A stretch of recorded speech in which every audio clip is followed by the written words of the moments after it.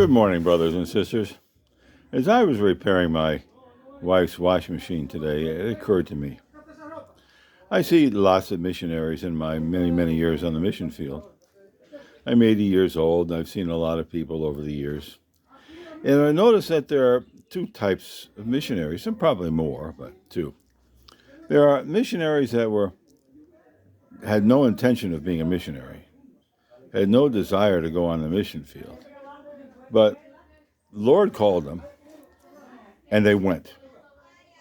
Now, I'm sure the Lord calls a lot of people. I'd say the Lord calls everybody that believes in Him, but not everybody goes. But if you go, you're an incredible missionary.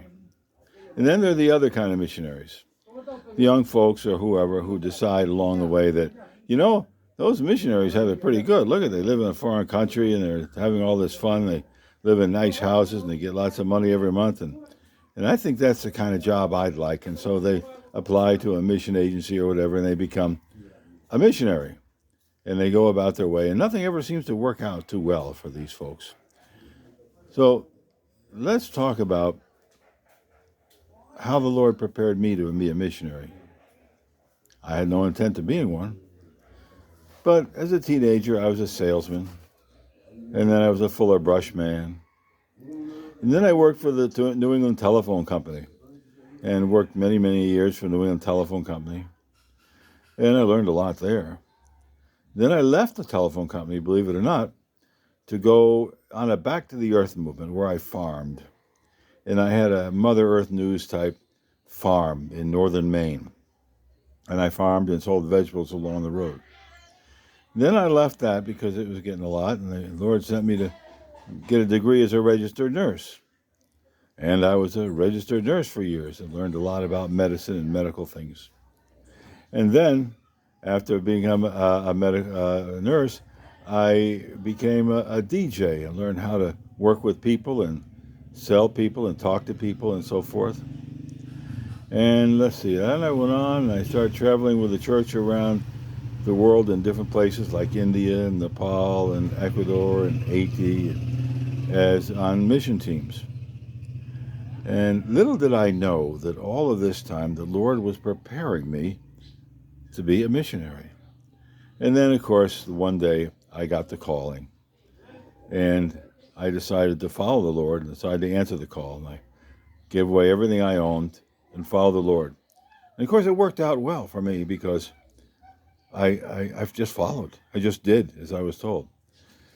And that's why, as you see this little movie that's coming up, where I had to fix my wife's washing machine. As a missionary, I don't have much money. I have everything I need when I need it, but I don't have much money. And so we have to fix things ourselves, and we do.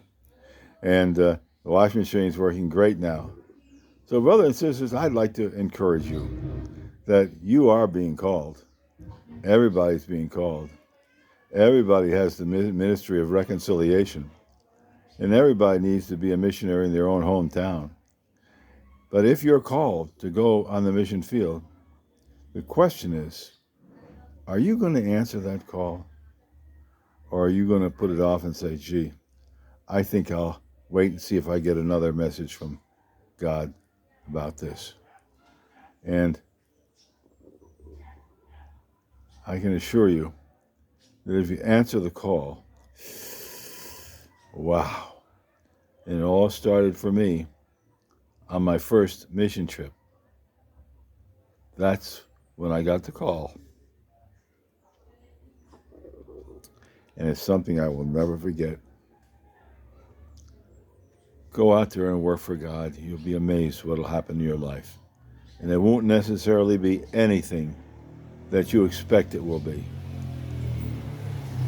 But it'll be something that will bless you and others. God bless. Now I'll show you my little video about my wife's washing machine. It's Sunday morning, and I'm going to try to fix my wife's washing machine. The switch broke down, so let's take a look at the washing machine right now and see what we got here. Here it is, my wife's washing machine, pulled apart in pieces. And finding parts for this is next to impossible. But I did find a part, and I thought I had the right part. The only problem is I've replaced this switch over here with this switch here, which I thought was the same. But after wiring it all up, this switch has now one more wire that has no place to go. That's going to be interesting. Let's see how this all works out if I plug it in.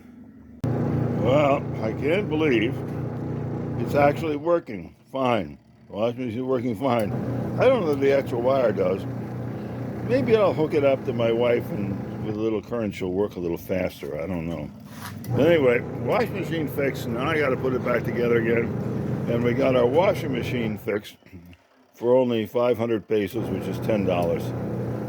That's what you got to do when you're on the mission field.